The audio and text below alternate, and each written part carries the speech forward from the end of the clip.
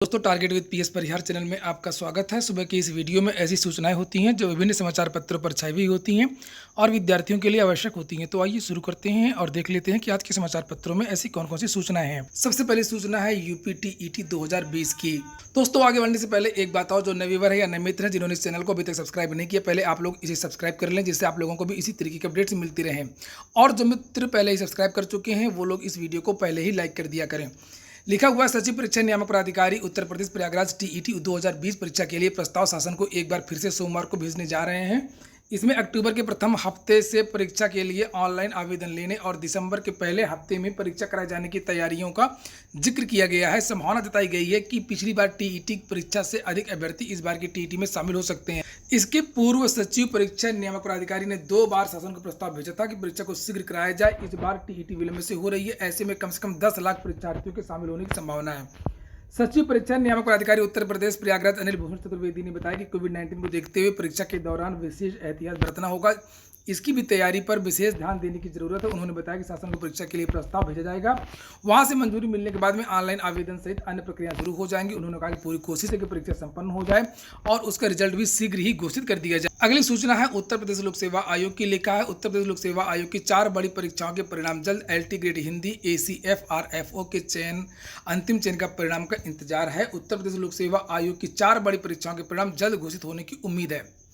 इसमें LT grade शिक्षक भर्ती के तहत हिंदी एवं सामाजिक विज्ञान और सहायक वन संरक्षक, एसीएफ क्षेत्रीय वन अधिकारी, आरएफओ 2017 के अंतिम चयन परिणाम शामिल हैं। साथ ही खंड शिक्षा अधिकारी परीक्षा 2019 और समीक्षा अधिकारी सहायक समीक्षा अधिकारी 2016 की प्रारंभिक परीक्षा के जो परिणाम है वो घोषित होने हैं। 2 माह के भीतर ही ये चारों परिणाम जारी होने की उम्मीद है। यूपीपीएससी एलटी ग्रेड शिक्षक भर्ती के तहत हिंदी के 1433 और सामाजिक विज्ञान के 1854 पदों का अंतिम चयन परिणाम जारी करने का निर्णय ले चुका है और हाईकोर्ट ने भी 4 सप्ताह के भीतर रिजल्ट जारी करने का आदेश दिया है। एलटी ग्रेड शिक्षक भर्ती की परीक्षा 29 जुलाई 2018 को आयोजित की गई थी। इसके तहत 15 विषयों में शिक्षकों के 10,768 पदों पर भर्ती होनी है। 13 विषयों का रिजल्ट जारी किया जा चुका है और अब हिंदी और सामाजिक विज्ञान का जो परिणाम है वो घोषित होना है। और यहाँ पर सबसे बड़ी बात लिखी हुई है खंड शिक्षा अधिकारी परीक्षा के लिए। लिखा है, खंड शिक्षा अधिकारी परीक्षा के 309 पदों पर भर्ती के लिए प्रारंभिक परीक्षा 16 अगस्त को हुई थी और परीक्षा के लिए करीब 5,28,314 अभ्यर्थियों ने आवेदन किया था और इसमें 2,33,393 यानी कि लगभग 44% विद्यार्थी शामिल हुए थे। आयोग के सूत्रों का कहना है कि इस परीक्षा का परिणाम जल्द जारी किया जा सकता है। इसके अलावा आरओ एआरओ 2016 का भी परिणाम जो 2 माह के भीतर आ जाएगा। दोस्तों, एक बात मैं और बता दूं, जो सब्सक्राइबर हैं या नहीं भी हैं, आप लोग वीडियो को शेयर भी किया करें। अगली सूचना है 31,661 शिक्षक भर्ती की। लिखा है, परिषदीय प्राथमिक स्कूलों में 69,000 सहायक अध्यापक भर्ती के लिए 31,661 अभ्यर्थियों की लिस्ट सोमवार या मंगलवार को जारी हो सकती है। शनिवार और रविवार को एनआईसी लखनऊ में अवकाश के कारण लिस्ट बनाने का काम पूरा नहीं हो सका। अपर मुख्य सचिव रेणुका कुमार ने 24 सितंबर को लिस्ट जारी करने संबंधी आदेश दिया था। इससे पहले 1 जून को जारी लिस्ट में अभ्यर्थियों को आवंटित जिला व आरक्षण पूर्ववत रखते हुए 31,661 पदों में से समानुपातिक रूप से जनपदों को पद आवंटित करके मेरिट के सबसे ऊपर उतने ही अभ्यर्थियों की काउंसलिंग होगी। सूत्रों के अनुसार पूर्व की जो लिस्ट जारी हुई थी उसमें कोई भी छेड़छाड़ नहीं होनी है, केवल ऊपर के जो विद्यार्थी हैं उनका चयन होना है। उसके बाद में जो भर्ती हो रही है उसमें कुछ अड़चने भी हैं, चूँकि हाईकोर्ट ने बहुत सारे आदेश हुए हैं। कुछ विद्यार्थियों की एंट्री हो रही है, कुछ विद्यार्थी बाहर होंगे। अगली सूचना है रोजगार मुद्दे की। अब धीरे धीरे जो सरकारें हैं वो रोजगार को भी मुद्दा बना रही हैं। अभी बिहार में चुनाव होने वाले हैं, वहाँ पे राष्ट्रीय जनता दल के जो नेता हैं तेजस्वी यादव, वो बोले हैं कि सत्ता मिली तो 10 लाख देंगे नौकरियाँ। तो ये बहुत अच्छी बात है, कम से कम जो छात्रों के मुद्दे हैं वो राजनीति में भी आने लगे हैं। अगले लिखा हुआ है, सिंचाई विभाग में होगी बड़े पैमाने पर भर्ती, प्रक्रिया शुरू। नौकरी दिलाने को सरकार द्वारा आरंभ किए गए भर्ती अभियान में सिंचाई विभाग में जल्द ही बड़े स्तर पर भर्तियां होंगी। सूत्रों के अनुसार सिंचाई विभाग में समूह ख व ग के 14,000 से अधिक रिक्त पदों पर शीघ्र नियुक्तियां होंगी। इसके लिए विभागीय स्तर पर कवायद शुरू हो गई है। जिन पदों पर भर्ती होनी है उसमें जो है पद लिपिक के भी हैं, सीजपाल के हैं, सीज पर्यवेक्षक के हैं, जिलेदार के हैं, कार्य पर्यवेक्षक के हैं, मुंशी, हेड मुंशी, नलकूप चालक, ट्यूबवेल ऑपरेटर यानी कि। अगली सूचना है, निकायों में 455 खाली पदों पर भर्ती का प्रस्ताव भेजा गया है और यहाँ पर जिन पदों पर भर्ती होनी है लिखा अधिशासी अधिकारी जिसे ईओ बोलते हैं 204 पद हैं। राजस्व निरीक्षक के 24 पद हैं। जेई सिविल के 80 हैं। जेई जल के 111 हैं। जेई विद्युत के 18 हैं। लेखा परीक्षक के 18 हैं। लिखा है निकायों में अधिशासी अधिकारी ईओ और अवर अभियंता जेई बनने की युवाओं की चाहत पूरी होने वाली है। स्थानीय निकाय निदेशालय ने ईओ के 204 और जेई के 209 पदों समेत कुल 455 पदों पर भर्ती का प्रस्ताव भेजा है। उत्तर प्रदेश अधीनस्थ सेवा चयन आयोग इन पदों के लिए विज्ञापन निकालकर 6 माह में भर्ती पूरी करने की तैयारी में जुट चुका है और जल्दी पूरी करें प्रक्रिया।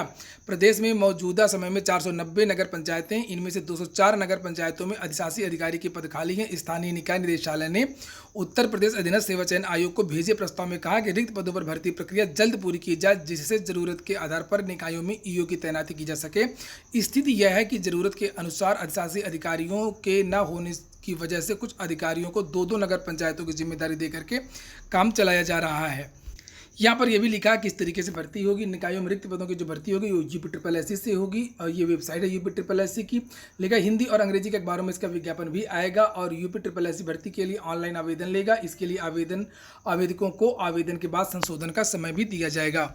योग्यता की भी बात यहाँ पर लिखी हुई है कि अधिशासी अधिकारी के लिए स्नातक के साथ में O लेवल में कंप्यूटर कोर्स की अनिवार्यता होगी। ग्रेजुएशन प्लस O लेवल जैसे ARO में होता है।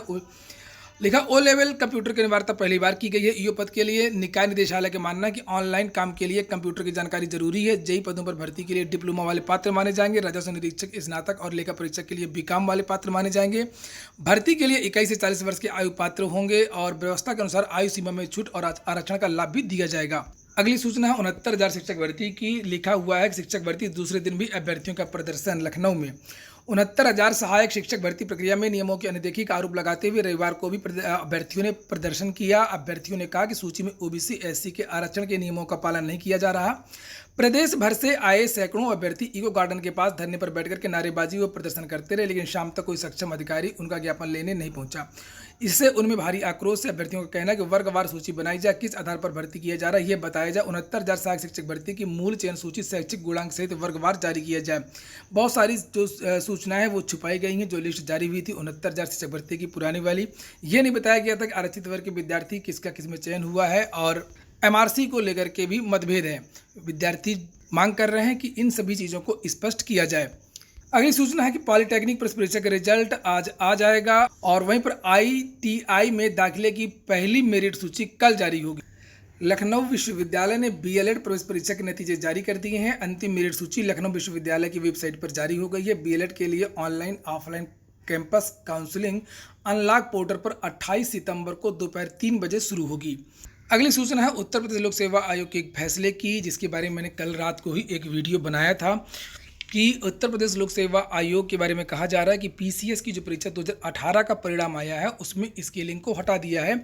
इससे विद्यार्थियों में क्षोभ है और इसी के बारे में ये सूचना लिखा है। UPPSC 2018 पर सवाल, गणित और विज्ञान के अन्य विषयों के अभ्यर्थी तो पूरे अंक पा जाते हैं, लेकिन मानविकी विषय के अभ्यर्थियों को पूरे अंक नहीं मिल पाते हैं। लिखा है UPPSC 2018 के परिणामों से परेशान अभ्यर्थियों ने स्केलिंग को भी मुद्दा बनाया। उनका दावा है कि PCS 2018 में स्केलिंग लागू नहीं की गई है।